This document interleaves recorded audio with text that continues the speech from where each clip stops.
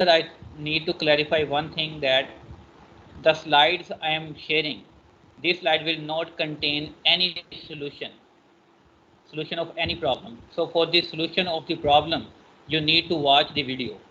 Okay. So before I start, if someone is having any question, he can ask me the quick question before I start the lecture. So no question. So CR, please confirm. Last time we have covered until here. Is it okay? Yes, sir. Okay. Now today we have to start this example. So that is the example number 1.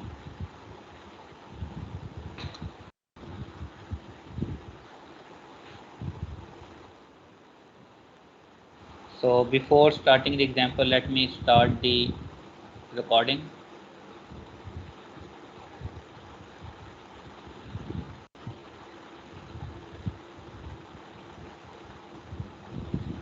Okay, Bismillahirrahmanirrahim. Okay, dear student, today we are going to solve the example number 1, that is related with unsymmetrical bending of symmetrical section.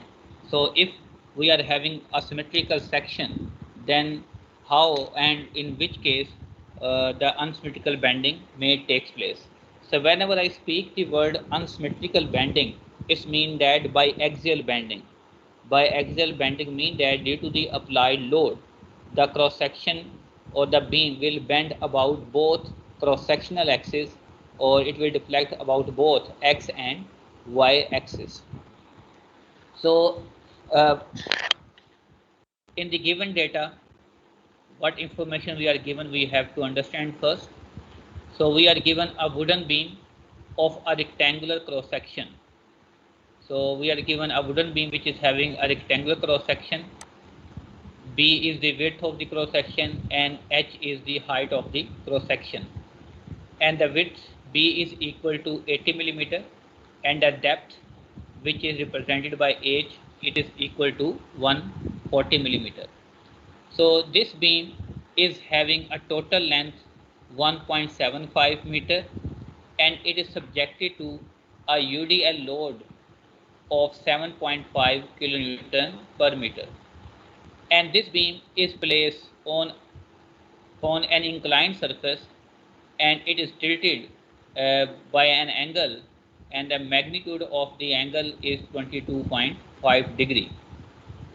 So the longitudinal axis of the beam is horizontal, and cross section is tilted at an angle of 22.5 degree. The load on the beam is acting in beam is a vertical uniform load of intensity 7.5. So load is acting in the vertical or in the gravity direction downward. So and load is passing through the centroid. So if the dimensions of the beams, cross section of the beams are 80 into 140 millimeter, so what we supposed to do? So we need to determine the maximum bending stress which are produced in this beam, and also we need to determine maximum deflection. So you can assume that the beam is placed on inclined surface, or you can assume that beam is used as a purlin. So it means that if the beam is tilted, then its centroidal axis, they are not coinciding with the horizontal and vertical axis. So even though the load is acting in the gravity direction, but this load which is acting in gravity direction is not acting or passing through the centroidal axis, which are axis of symmetry or also the principal axis. So it means that the load is not acting parallel to the plane of symmetry or parallel to the principal axis. So it means that it will also not produce the moment about the principal axis. So it means that that will cause biaxial bending or unsymmetrical bending. So again, the definition is that if the moments they are not acting about the principal axis, then the bending will be biaxial or unsymmetrical. Or if the load they are not passing through the plane of symmetry or passing through the principal axis or acting parallel to the principal axis, then they will induce unsymmetrical bending. So here although we are having rectangular cross section, and for rectangular cross section, that is the symmetrical section. So orientation of principal axis is already known, because for symmetrical section, central axis, they will be the principal axis. So only the condition for unsymmetrical bending will exist if the load are not acting along the principal axis. So in order to solve this problem, what we will do, we are going to use the principle of superposition. So what is principle of superposition? So for example, first of all, we have shown this tilted cross section of this beam, and we are assuming that the load is acting in the gravity direction downward. You can also show the load in this quadrant acting downward, because we can move the or slide the load along its line of action without changing total effect, because you know the principle of transmissibility. So this Q load is acting downward. So this angle and this angle will be same, because if you are sketching any reference horizontal line here, then this angle and this angle will be same. And since summation of this angle and this angle is 90, then this angle will be 90 minus this theta. So this angle will be 90 minus and this angle which is 90 minus theta. So this angle will be equal to theta. So this angle and this angle will be same. Okay, just for our convenience, you can rotate this section, and you can rotate in such a way that you can bring this horizontal surface parallel to the x-axis, or you can bring this local x-axis parallel to the horizontal direction. So this cross section and this cross section, they are same. So we have just rotated it just for our convenience. So it means that this load Q, which is acting in gravity direction, so with reference to gravity direction, it is acting in this way, but this load is not acting along any of the principal axis. So if the load, they are not passing to the plane of symmetry or the plane of principal axis or acting parallel to the principal axis, so it means that they will cause unsymmetrical bending. So by the principle of superposition, what we can do, we can resolve this load or movement produced by this load into two components, and each of the component is acting along or about one of the principal axis. So by the load concept, I will solve by the both way, but during your practice problem and during examination, you can use only one concept. So for a time being, I am resolving this load into two components, and each of the component is acting along one of the principal axis. So the component of this load Q, which is a uniformly distributed load, will be Qy along or parallel to the y principal axis, and the component of this load Q will be designated as a Qx, and which is acting along x principal axis. So because the load is acting in the third quadrant, so if the load is acting away from the origin, so their components will also be acting away from origin. So further, this component of the load which is acting along y-axis, that will be the cos function of this Q value, because angle is given from this vertical axis. So the component along vertical axis will be the cos function, or that is regarded as a base. And then this Qx component, this Qx component will be the sine function of this Q load. So what we have done, we have resolved the load into two separate components, and we will deal the Qx and Qy components separately. We will determine the movement due to Qx, Qy separately, and also we shall determine the stress produced by this both load separately, and then we will add up their stress factor to compute the total answer by using principle of superposition. So you know that if we are having a simply supported beam subjected to UDL load, so the maximum bending moment will be in center, and that can be determined by this factor. So intensity of UDL load multiplied with span square or the length square divided by 8. Since we want to determine the maximum stresses, so it means that we need to incorporate the maximum possible moment which can be produced in beam due to applied load. So the maximum bending moment in a simply supported beam subjected to UDL load can be determined by this factor.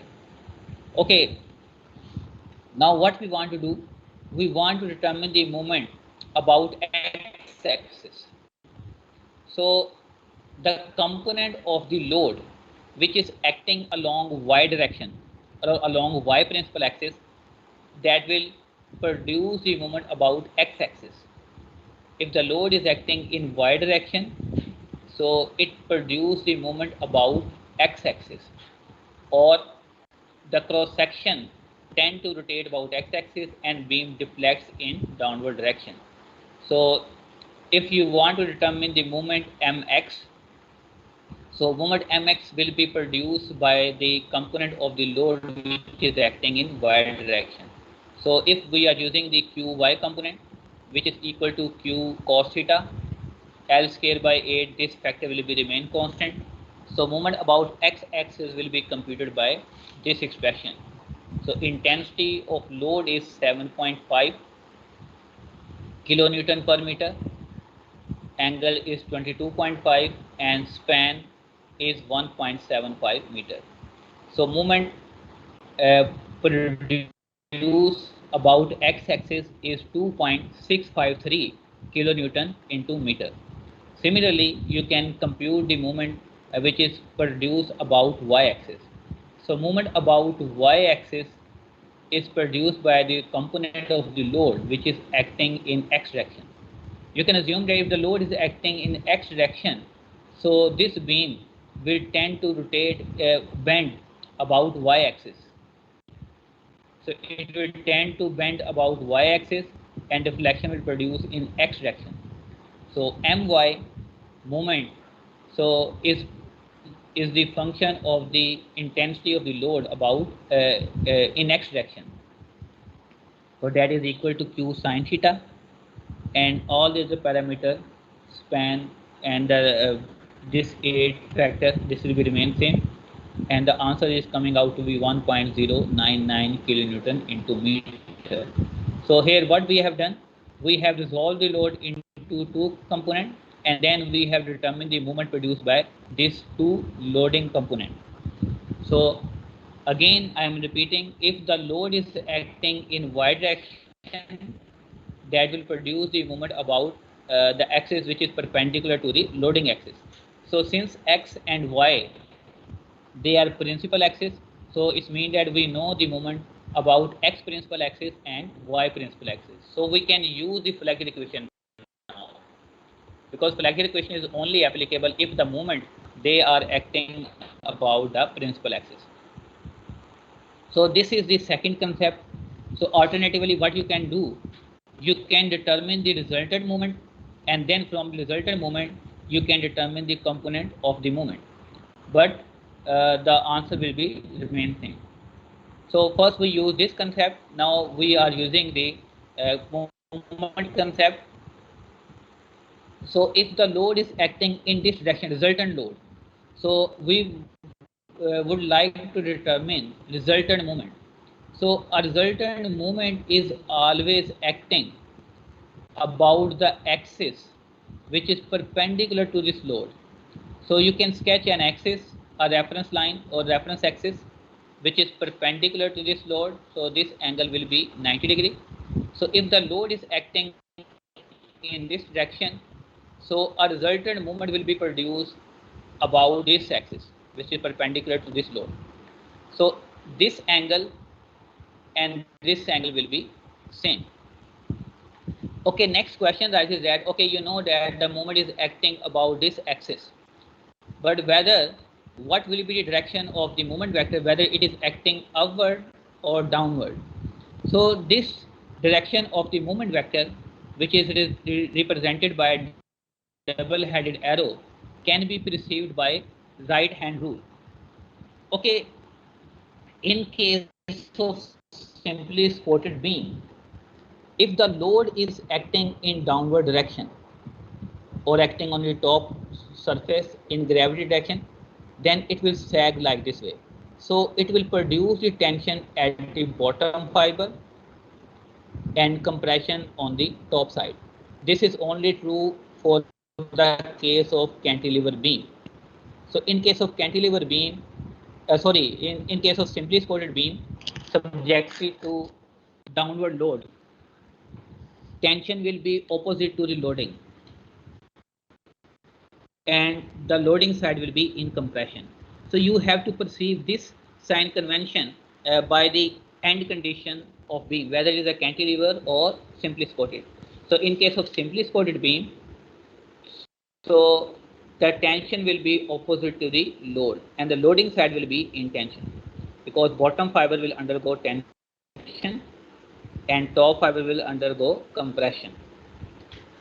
So similarly, if the load is acting downward direction, so it means that just assume at the moment the axis about which the moment is acting will serve as a neutral axis if there is only one moment. So one side of neutral axis will be in tension and other side or the top side will be in compression. So in case of simply supported beam, since the load is acting in downward direction, beam will deflect in this direction, in the loading direction. So it means that it will sag in this way. So this bottom part will be in tension and above part will be in compression.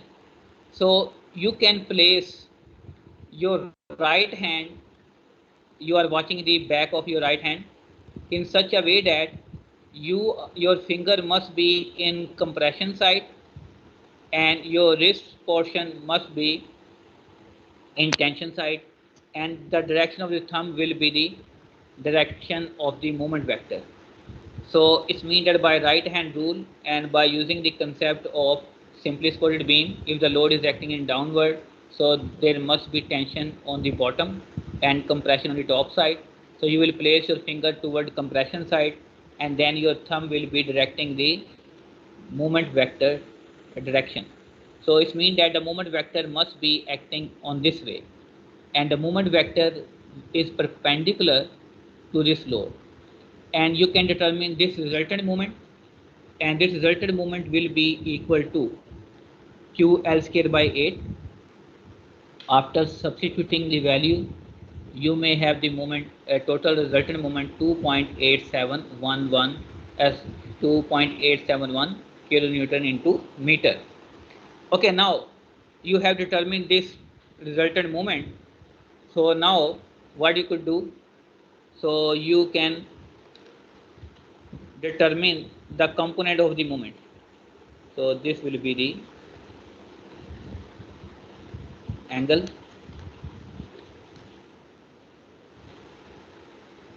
So you can determine the component of the moment, because in bending formula or flexure formula we require the moment which must be acting about the principal axis. So if you know this resultant moment, so component of the moment which is acting along x direction or x principal axis will be regarded as a mx, and the component of the moment which is acting about or along y principal axis is regarded as a my. So this mx component, it will be cos function of this resultant moment. So mx will be equal to m cos theta. M is 2.871, cos is 22.5. So answer is 2.652. Similarly, the my will be the sine function of resultant moment, and if you are taking the sine 22.5 of resultant moment, answer is 1.099 kilonewton into meter. So you are getting the same answer that you have determined. from here. So you can use only one concept. Similarly, if the moment vector is acting away from the origin, then its component must also be acting away from origin, like this.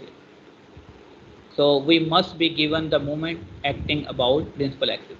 Now we can deal the moment mx and my separately to determine the stress produced by the moment mx and stress produced by moment my at any particular point on this cross section.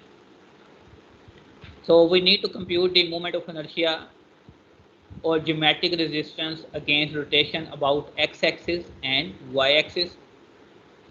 So dimensions are given. Width is 80 millimeter and depth is 140 millimeter. If we want to compute the moment of inertia about x-axis, then this will be the b and this will be the depth.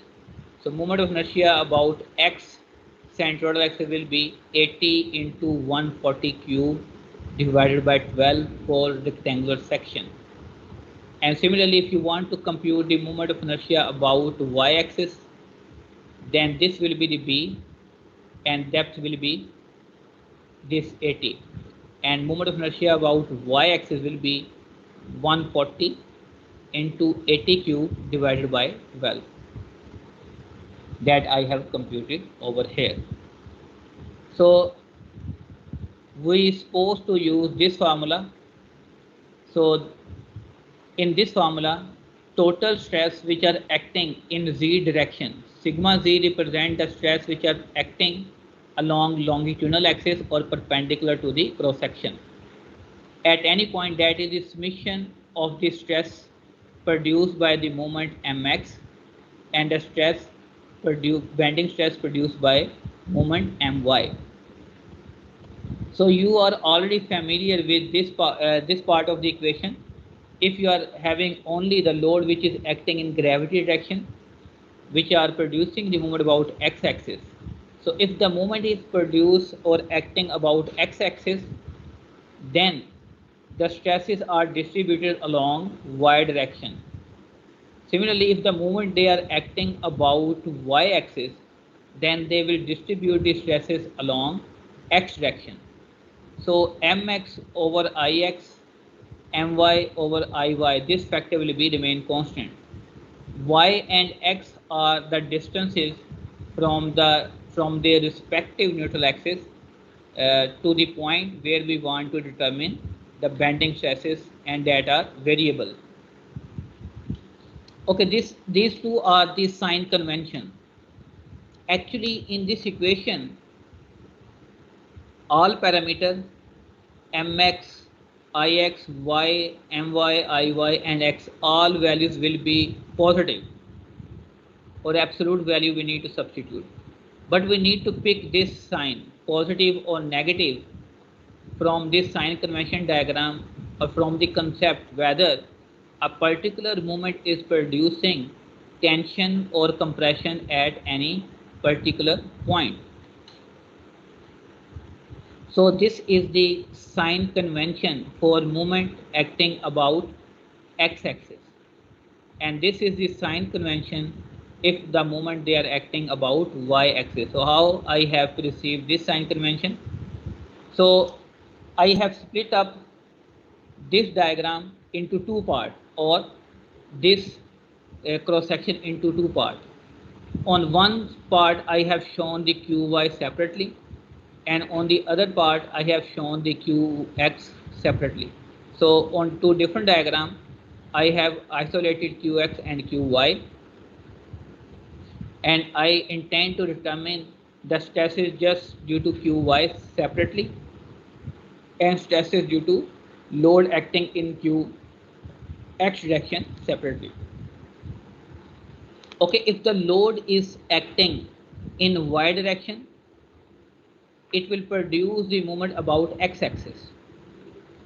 So if you are only dealing with one moment, so if the moment they are acting about the x-axis, then our x-axis will serve as a neutral axis. or simply I am repeating, the axis about which the moment is acting will serve as a neutral axis, provided is that if the moment is acting about the principal axis, or if the mx is existing alone or separate. So if the load is acting in qy direction component, so it is producing the moment about x-axis. So if the moment is acting about x-axis, then our x-axis will become the neutral axis. It means that one side of the neutral axis will be in tension and other side will be in compression. So which side is subjected to tension and which side is subjected to compression, that is depending upon the direction of the moment vector or type of the boundary condition. So I will explain by the both way. So in case of simply supported beam, if the load is acting in downward direction, then tension will be at the bottom part. So because beam is sagging downward direction, so below the neutral axis, all fiber will undergo tensile stresses. So I have highlighted the bottom portion of the cross section with this green color, and all fiber under this or at the bottom of this neutral axis are subjected to tensile stresses. So I have placed positive sign everywhere. And similarly, all the fiber above the neutral axis will be subjected to compression, that I have highlighted with this orange color or reddish color. So, and I have also placed the negative sign here. Further, if you want to perceive sign convention from the moment vector, then what you could do, you can place the direction of your right hand thumb in the direction of the moment vector. So this moment vector represents the neutral axis. So above the neutral axis, we are having finger. So if you curve the finger in the in your finger direction, so you will have compression above this vector because your finger direction represents the compression, and bottom of your thumb, your wrist will be representing the tensile stresses. Similarly, if you are dealing the load component qx separately, then if the load is acting in qx direction, so beam will bend in this way, in left direction. So load is acting from this side, so opposite to the load we will have tension, and to the right side or the loading side we will have compression. Okay, since the load is acting in x direction, so it will produce the moment about y axis. So y axis will serve as a neutral axis. So if the moment is acting about y axis, so y axis will be neutral axis and the stress will be distributed along x direction. So one side will be, which is the right side, will be in compression, and other side will be in tension, which is left in this case, because load is on a simply supported beam is acting from this direction. Or alternatively, you can place the thumb of your right hand in the direction of the moment vector. So your finger directions are representing the compression side and your wrist position represent the tension side. So I have placed positive sign everywhere on the left side and a negative sign everywhere on the right side. Okay, now since we are dealing with the doubly symmetric section, in doubly symmetric section, so the maximum stress will be at corner point, because you know that the flexural stresses or the bending stresses, they are maximum at a layer or at a point which is situated at a maximum distance from neutral axis, or the bending stress will be maximum at extreme fibers.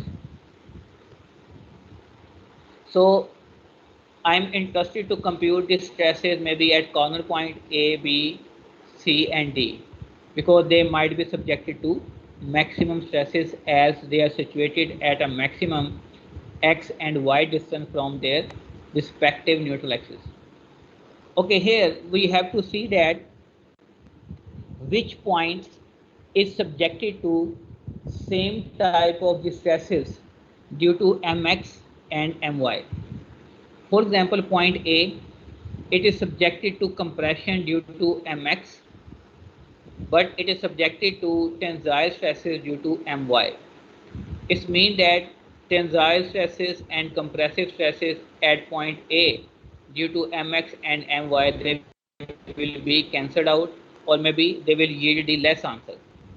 Similarly, point B, it is subjected to compression due to mx and also compression due to my. So both compression, they will be added up, so we will have maximum compressive stresses.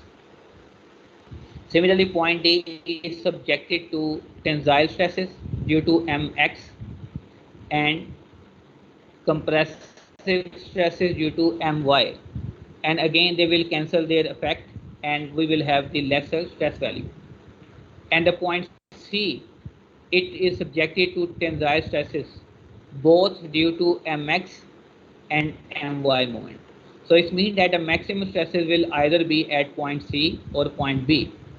So point C may have the maximum tensile stresses and point B will have maximum compressive stresses.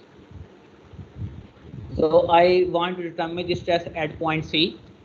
So mx is 2.653 and Ix is 18.293 into exponent 6. Since moment is given in kilonewton into meter,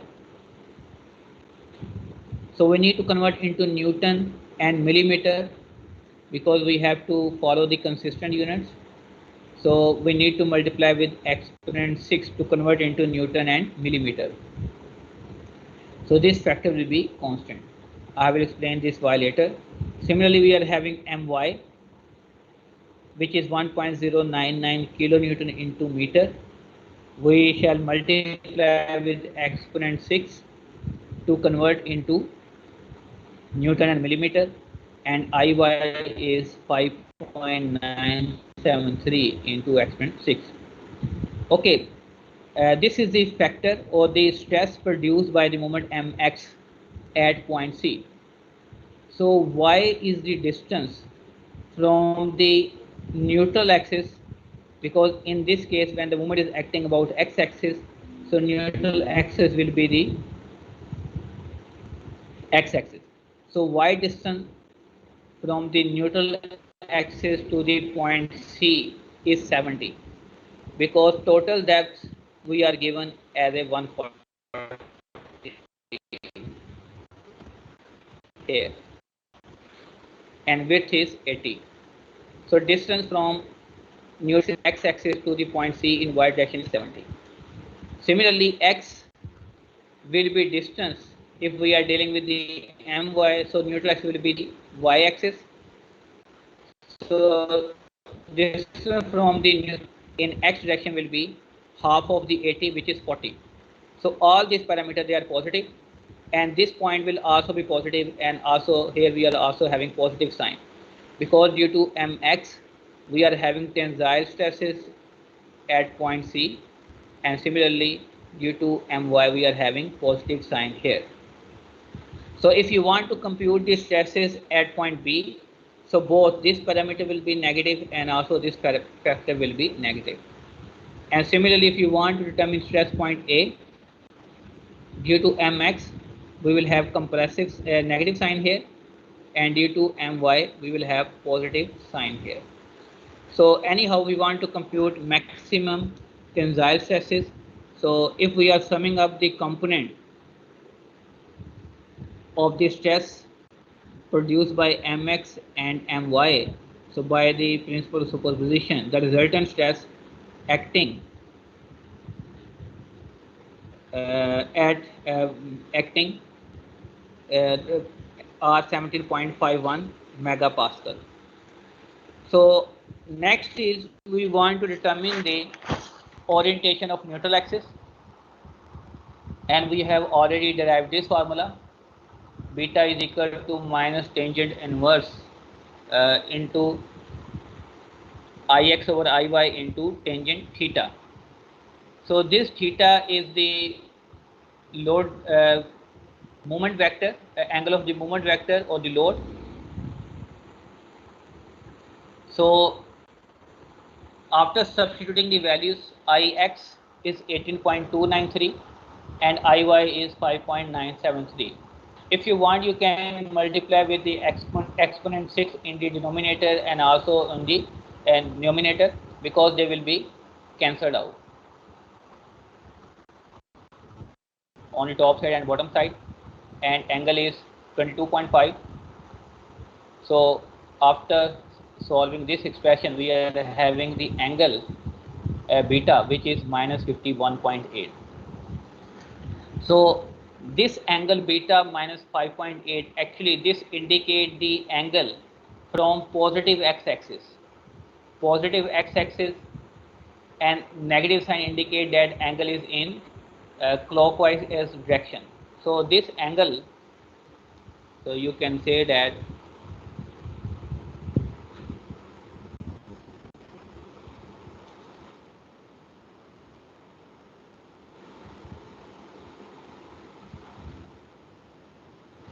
so I will show this angle also.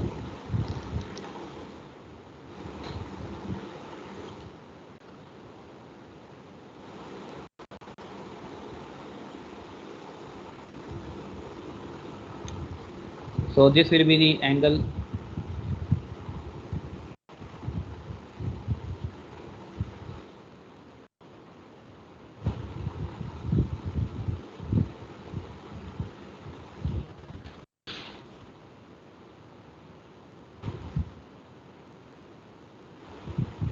So beta angle,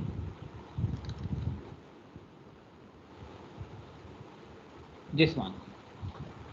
So this is the angle given from the positive x-axis in clockwise direction. So that is the inclination of neutral axis. Or the second way is that I told you that angle beta and theta for the moment vector, they will be from the same axis. So if this is the moment vector, if the angle of the moment vector is given from this negative x-axis, then the angle beta for the neutral axis will also be from the same axis, and this angle will be same. So you can mark or show the orientation of neutral axis by both concepts. Beta is the angle from the positive x-axis.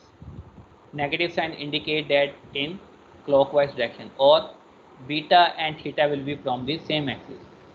And here you will see that also moment of inertia about y-axis is less than moment of inertia about y-axis is less than the moment of inertia about x-axis. So neutral axis always lies between moment vector and axis corresponding to which the moment of inertia is minimum. So in the examination, whenever it is asked to determine the orientation of neutral axis, so after determination, you need to show on a neat sketch, just like this. So at the moment, if someone is having any question, he can ask me. If someone is having any question from this problem, he can raise the hand and he can ask me the question.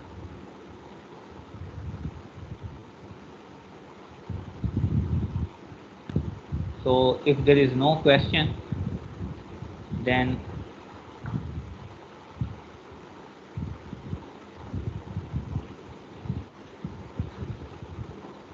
no, I would like to ask the question. Mr. Amir Sultan, are you present? Amir Sultan?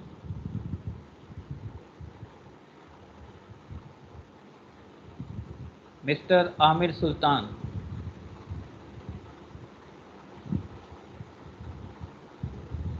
Okay, please raise the hand, all the students who are present. The students who are present, please raise the hand. Okay. I will ask you the question later.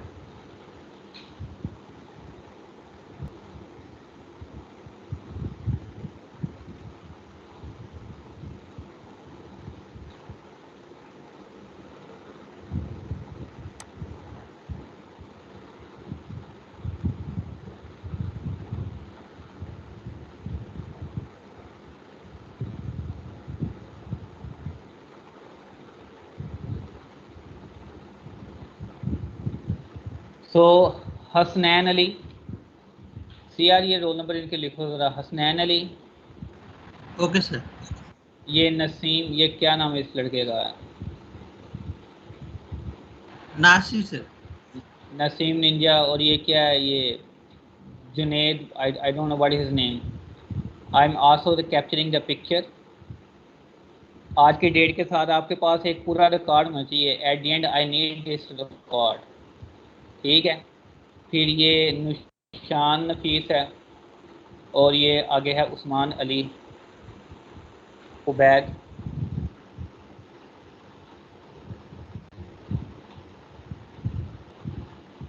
और 1 2 3 4 5, ठीक हो गया। बस ये 5 students हैं। Okay, please unraise the hand students, please unraise the hand.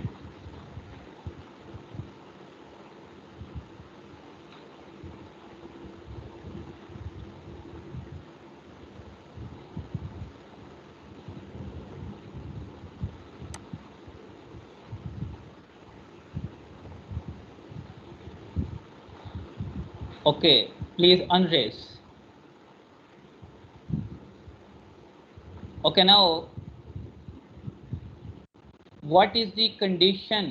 Muhammad Jawad, you are having some question? You have raised the hand. Muhammad Jawad. Okay. No sir. Okay, no problem. What is the condition of Flagger formula? In which condition the Flagger formula is not applicable, or bending formula? Anybody who knows the answer, please raise the hand. Anybody else? 2016 205 आपने last time पढ़ा होगा। Anybody? Only 3. Okay, Miss Anisa, could you elaborate what is the condition for the Flagger formula? Sir, if movement is applied across the principal axis, only then flexural formula can be applied. Otherwise, we have to divide the load into its components and find the moment about the principal axis so that we can apply the flexural formula. Okay. Let's just summarizing it. So I'm defining into 3 different words. All are interlinked to each other. The final definition actually it is derived from the, for example, the first definition that I'm speaking, that will be derived from the definition number 2, and the second definition that I will speak with, it is derived from my third definition.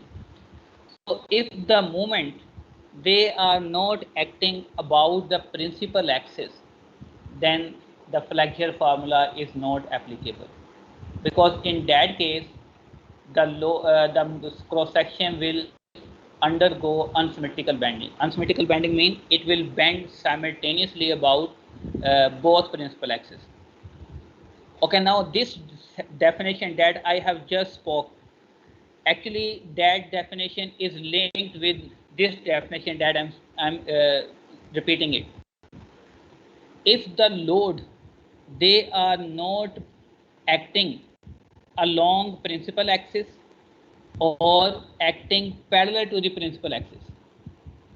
So it's mean that if the load, then the bending will be unsymmetrical.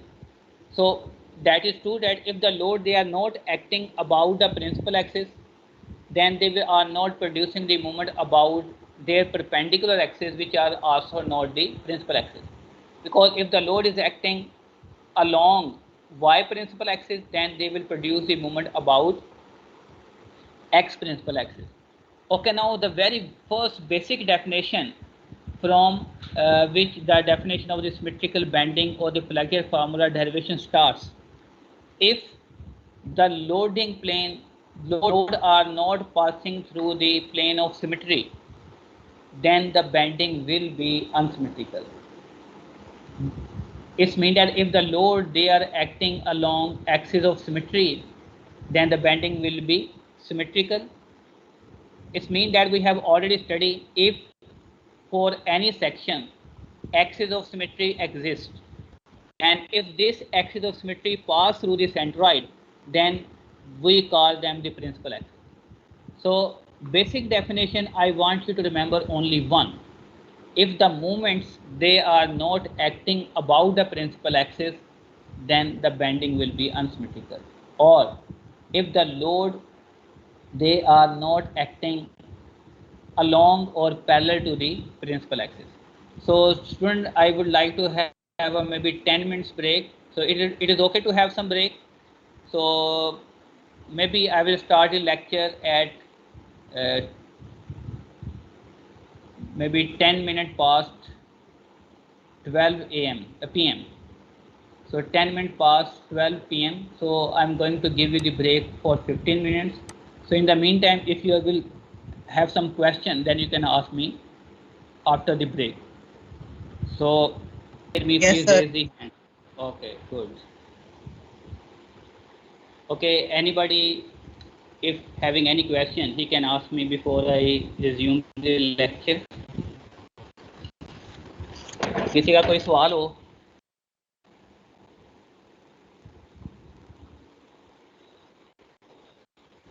Okay, no question.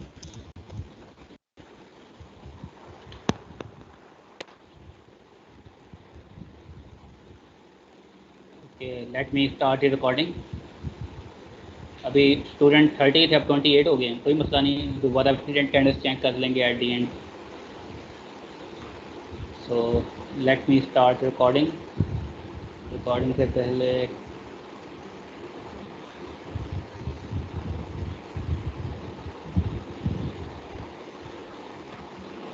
have I shared the solution of this problem? No.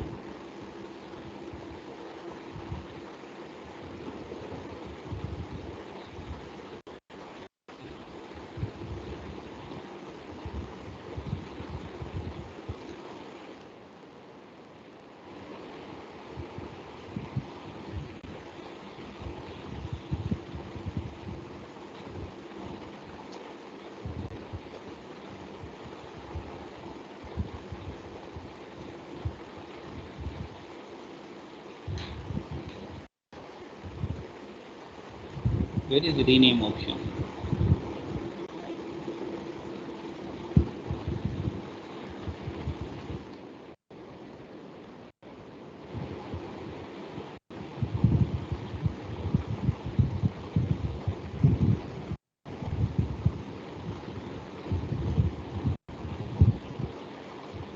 So the example that I'm going to discuss, I have already uploaded the solution here.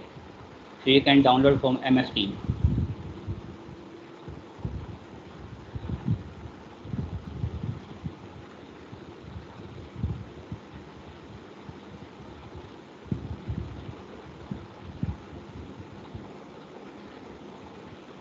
Okay, Bismillah Rahman Rahim. So dear students, so now we are going to discuss another example, and this example I have taken from the book by Andrew Pytel from the new edition.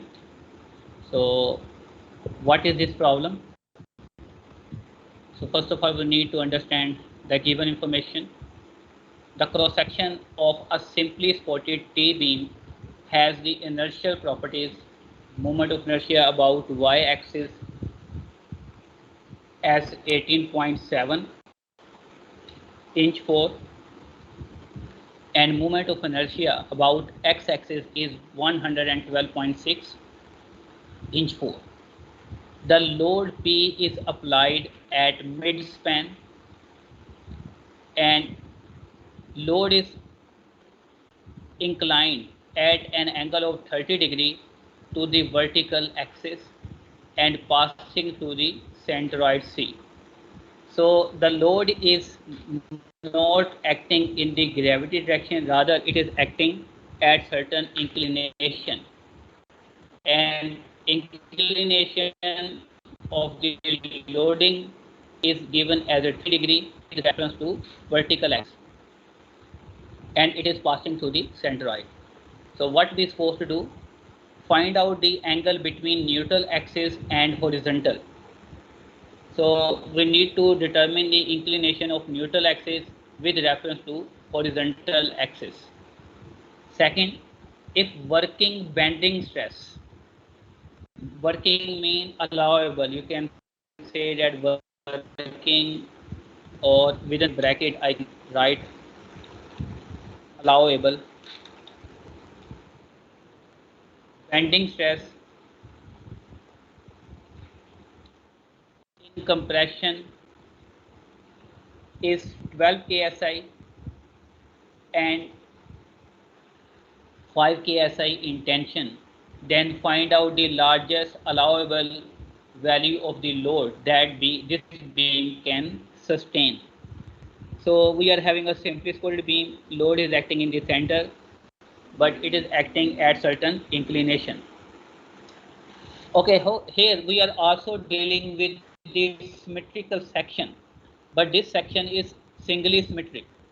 So whether the section is singly symmetric or doubly symmetric, so the centroidal axis, they will also be the principal axis, because we know that if any axis of symmetry exists on a section, so in this case our vertical axis is the axis of symmetry and it is passing through the centroid, so it means that this y-axis will also be the principal axis, and second principal axis will be perpendicular to this first one, which is x-axis, and it is also passing through the centroid.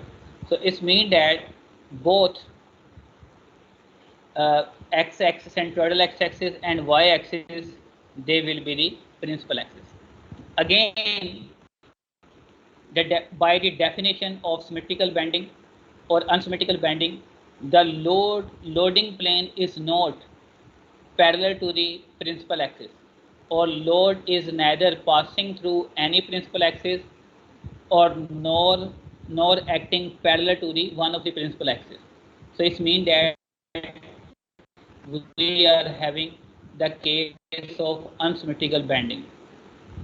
So what we are supposed to do? Actually, we will split up this load into two components, and each of the component must be acting along one of the principal axis, and then we will deal both loads separately, and we will determine the maximum tensile stress and maximum compressive stress which can be produced at any point in the beam section, and this stress will be in terms of p value because load is not given, and we will compare this maximum tensile and compressive stresses which are producing in this T section against their permissible or allowable value. So after that we can determine the true load value, and one of the load value will be equal to the safe load value. So I have the solution of this problem. I have solved on the paper, but this problem I have taken from the old edition. So why the picture is blurred? Again, let me.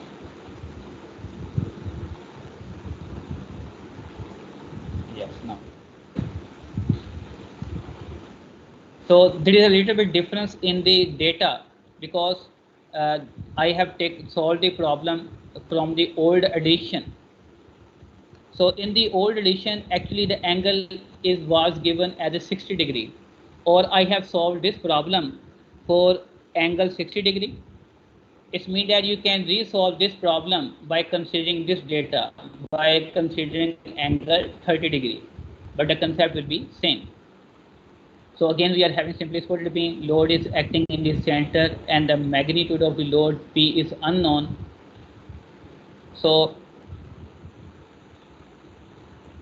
data is calculated maximum load P if maximum allowable stress are 5000 psi in tension and 12,000 psi or 12 ksi in compression. So here in this cross section, I have considered the cross-sectional axis as a z and y. So wherever I'm having the z, so you may consider that is the x-axis, because previously I used to denote the horizontal axis as a z-axis. So you can consider z and x, they are the same axis. So first of all, you can start on the problem either by the moment concept. So what you could do, you have this load which is having inclination 60 degree from vertical axis. You can resolve this load into two components. One component is acting along x direction, and that will be the sine function of this p load.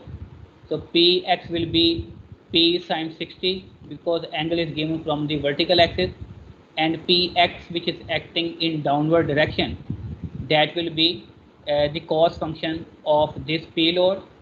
Or what you could do, you can determine the resultant moment. So a resultant moment is acting about the axis that I have shown with this purple arrow. So this resultant movement that I supposed to show by the double-headed arrow is produced perpendicular to this loading. Resultant movement always produce about the axis which is perpendicular to this loading axis. So this angle 60 degree and this angle of this load from here, that will be same. This angle will also be 60 degree, because angle between movement vector and the load is 90. So if this is 60, this angle will be 30. So if total angle is 90, then 90 minus 30, this angle will also be 60.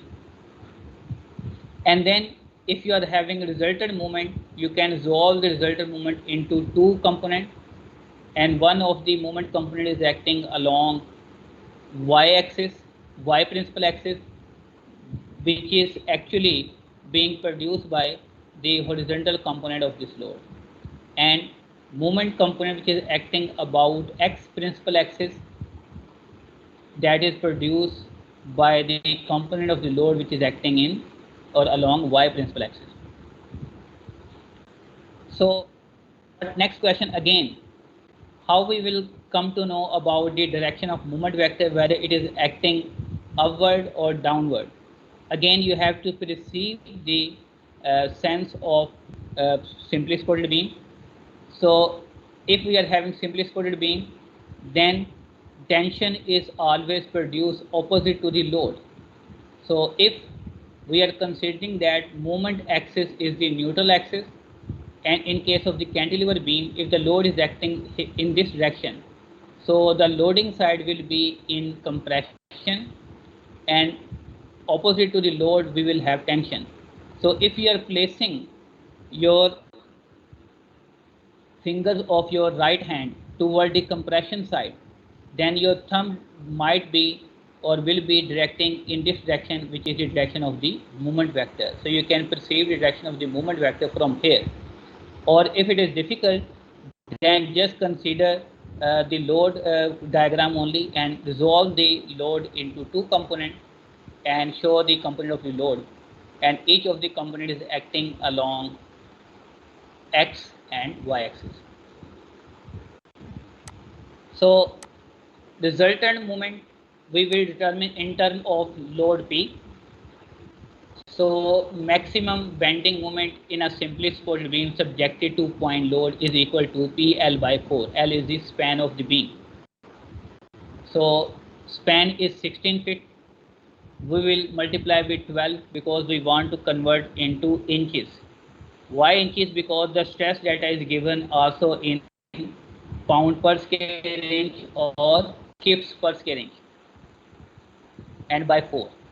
So we are having a resultant moment 48p, this one, and component of the load which is acting along x-axis, horizontal axis, which might be x or z, is the cos function of this moment because angle is given from horizontal axis. So mz or mx will be 48p. So I have missed the P. 48P cos 60. So the answer will be 24P. And the component of the moment which is acting about y-axis or y-principal axis will be sine function of this load. So that will be 41.6. Or what you could do, you can determine or mx will be equal to py L by 4 and my will be equal to px L by 4, and you can substitute the value of px and py, so you shall have the same answer. Okay, then you will determine the inclination of neutral axis by using this formula. So instead of my over mz, you could also use the tangent theta, because this relationship actually it is derived from this relationship. Okay, if I will show you, because in this equation this value is my and this value is mx. My is equal to m sin theta and mx is equal to m cos theta. So that is y over x is equal to tangent beta. So beta is equal to tangent inverse my over mx into ix over iy. Because when you will substitute the values of mx and my in this equation, so m will be cancelled out, so we will have the tangent theta. So you may either use this equation or this equation, answer will be same. So minus sign indicate that angle will be in clockwise direction. So after substituting the values, so you will have the answer, because we are given moment of inertia about horizontal axis and vertical axis. We just have to determine the moment about horizontal and vertical principal axis, and after substituting the beta came out to be minus 84.5. So or 84.5 in clockwise direction. So I told you that beta will always be from the positive x-axis and in clockwise direction. So you need to show on a proper orientation here. So this angle is 84.5. Or you can also show this neutral axis that I have shown by this green line. So by second concept, you can consider beta and theta for the moment vector. Angle for the moment vector and beta will be from the same axis. So this is the moment vector. If the angle is given from this negative x-axis, so this beta will also be from the negative x-axis. So this angle and this angle are same. So by the both concept, you will have the accurate or inclination. So anyhow, you have to sketch the orientation of neutral axis on a neat sketch. You have to draw it. Okay.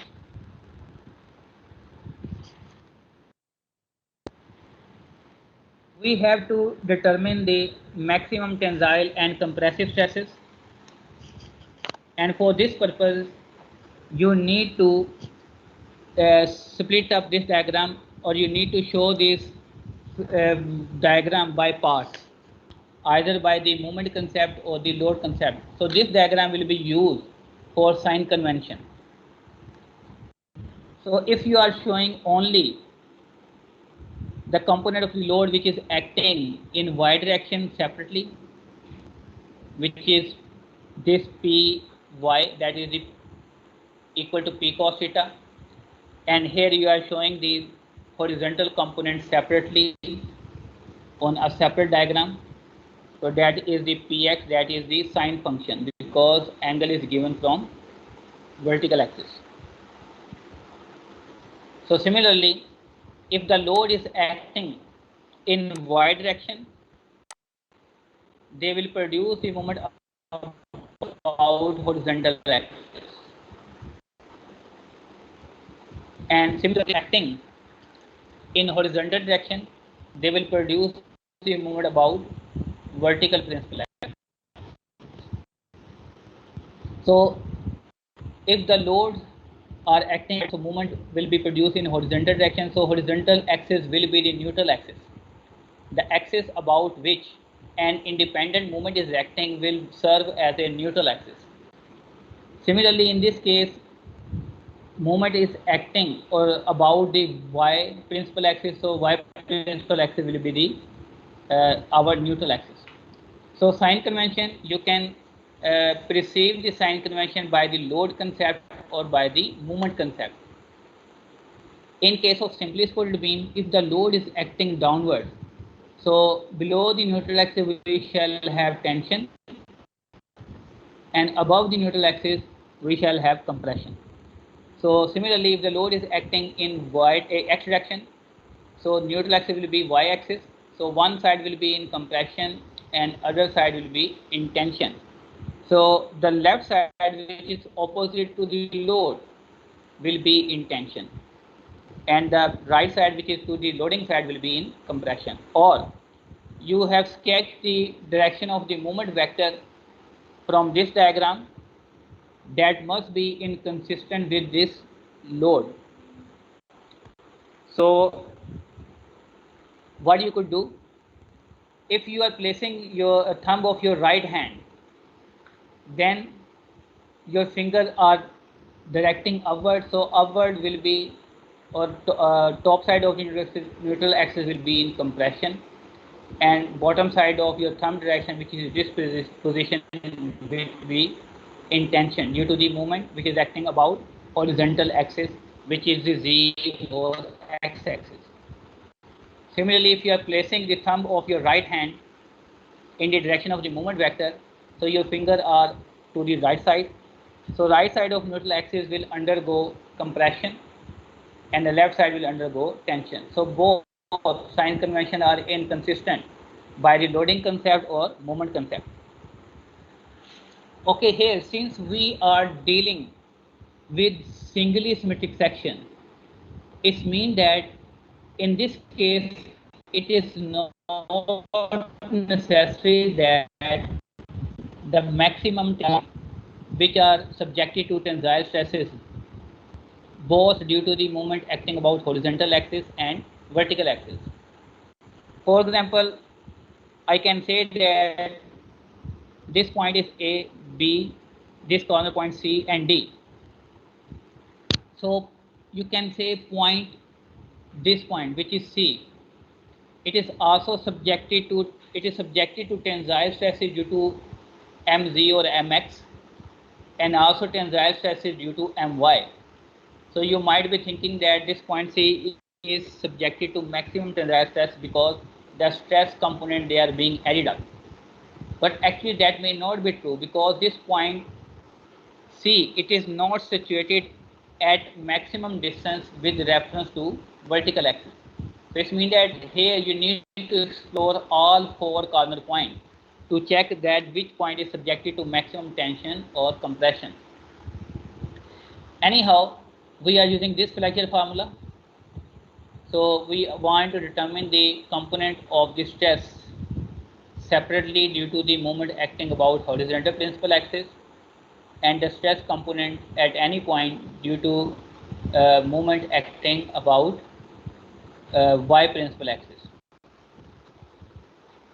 So if the moment they are acting about horizontal axis, stress will be distributed along vertical axis, and if the moment they are acting about vertical axis, then the stress will be distributed along horizontal axis.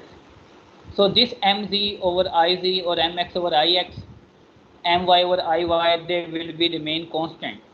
So only the y and z variable will be different for point A, B, C and D.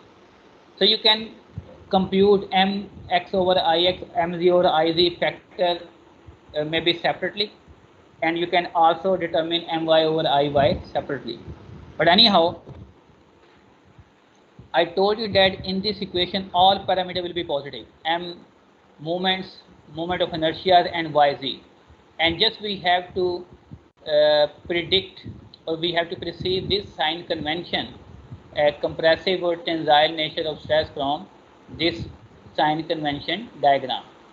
So this diagram is for moment acting about horizontal axis, and this is the sign convention if the moment they are acting about y principal axis.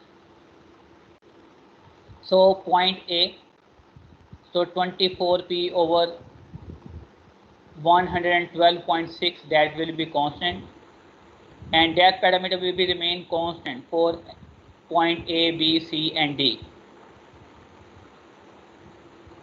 Similarly, my over iy 41.6p over 18.7.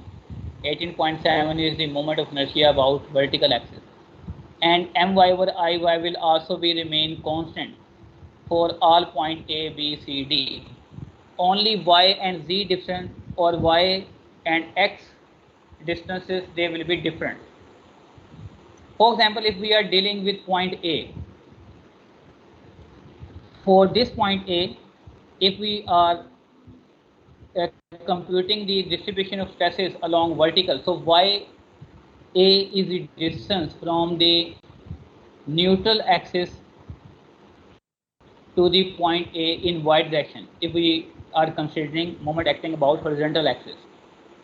So here you will see that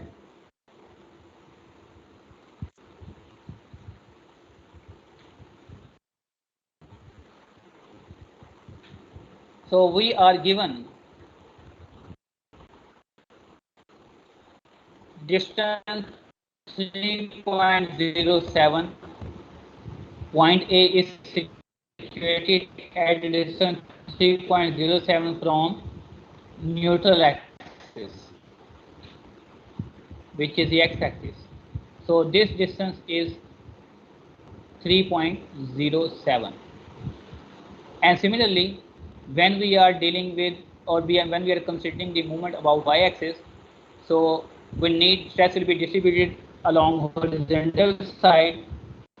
So our neutral axis will be the y. So distance from the y neutral axis in horizontal direction to the point A, that is the distance 3 inches.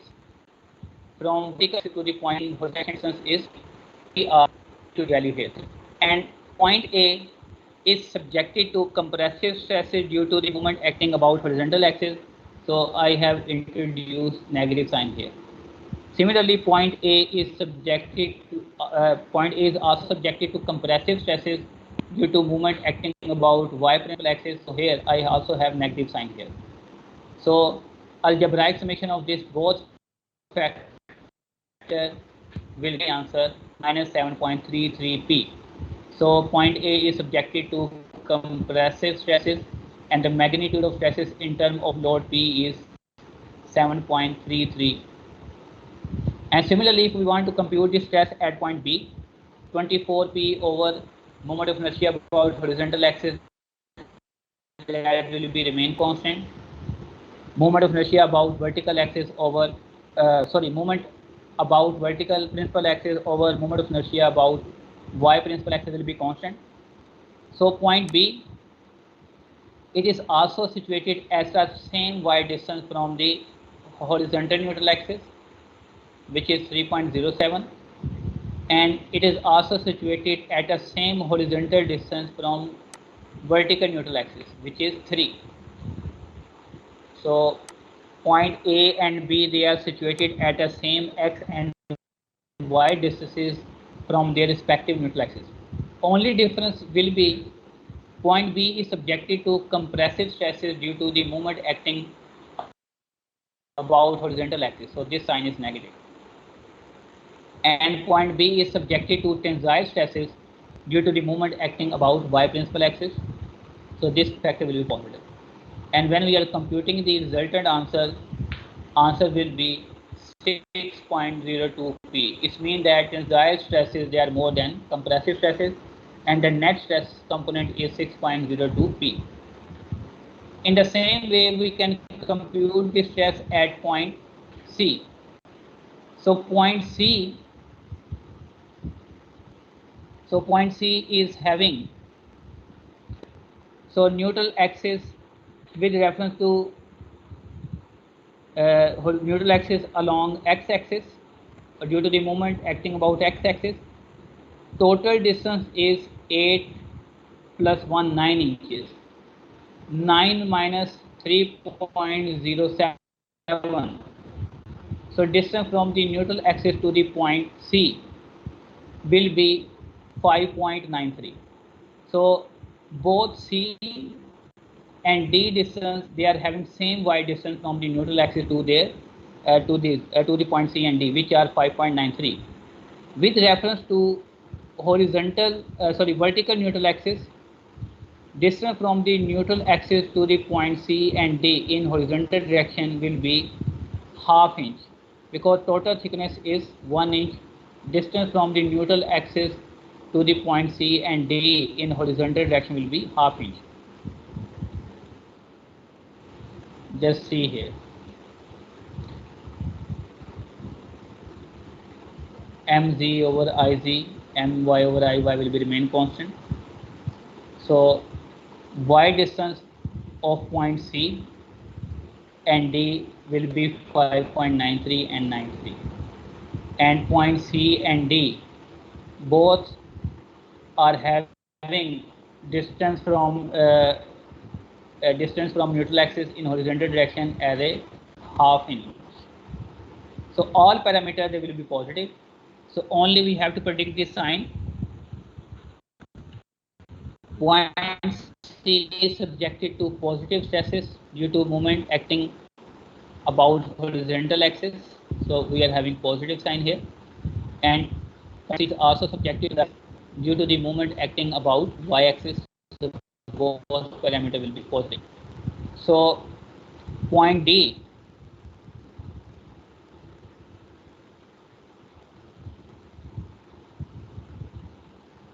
is subjected to tensile stresses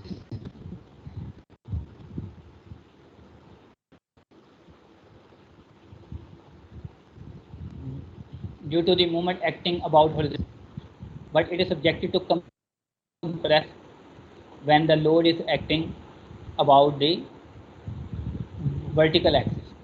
So minus sign here. So resultant answer is 0.15 P. Okay, here you can see that point C is subjected to tensile stresses due to both moment acting about x and y axis, but it is having the lesser value 2.7 P. Why? Because we are dealing with unsymmetrical section. So stresses, they are just not only the function of the moment value, but also the function of the distances from their respective neutral axis. So although the stress component both are tensile in case of point C, but we are having less stresses as compared to the point B, where M moment acting about horizontal axis is producing the compressive stresses, but the moment acting about y-axis is producing the tensile stresses. So tensile stresses, they are more than compressive stresses, and resultant stress is 6.02 P. So out of these 4 stress component, maximum compressive stresses, they are situated at point A, and maximum tensile stresses they are producing at point B. So we are given their governing limit. So allowable stress in tension, they are given 5 KSI, kips per square inch, or 5000 PSI. So we are substituting the sigma B with sigma allowable. So 6.02 P should be less than or equal to 5000 PSI, because we are replacing sigma B with their maximum limit. And by solving this equation, we are having the answer 830 pounds. Similarly, maximum compressive stresses are at point A, which are 7.33 P, and allowable compressive stresses are given 12 KSI or 12,000 PSI. So replacing the sigma A with sigma working or allowable. So from this equation, we are having the answer 1637 pounds. So we are having two load value. So the lesser value of the load out of these two value will be our answer. So P safe will be 830 pounds. Because if you are substituting this value 1637 here, 6.02 into P, so the stress will exceed the limit 5000 psi. So this is the solution of this problem. So you can resolve this problem by equal to 30 degree. So if you are having any question related with this solution, you can ask me right now. So anybody if is having question, he can raise the hand.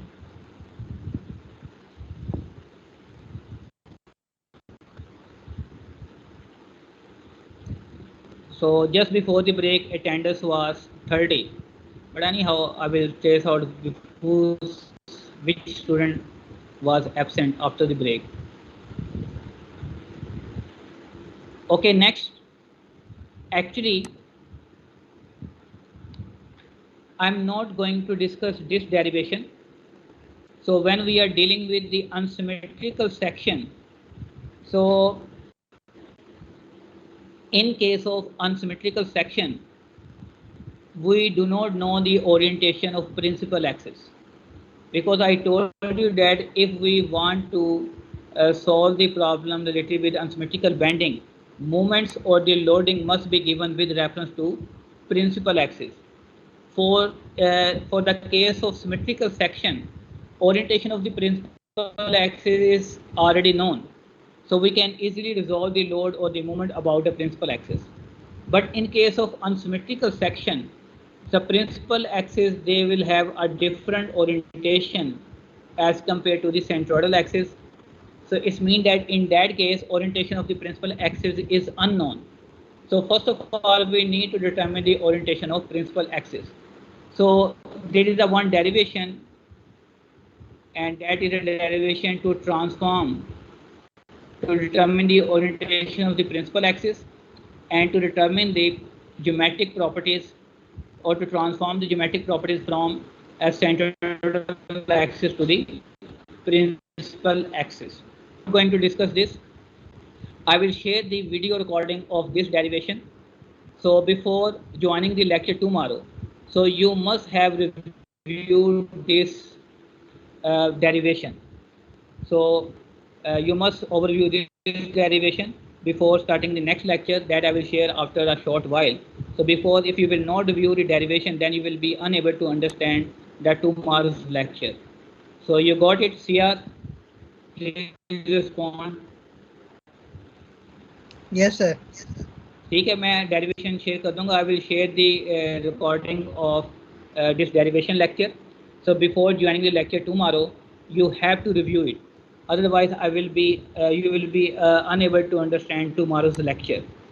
So if anybody is having any question, he can ask me. Okay, if you do not have any question, then I would like to conclude the lecture.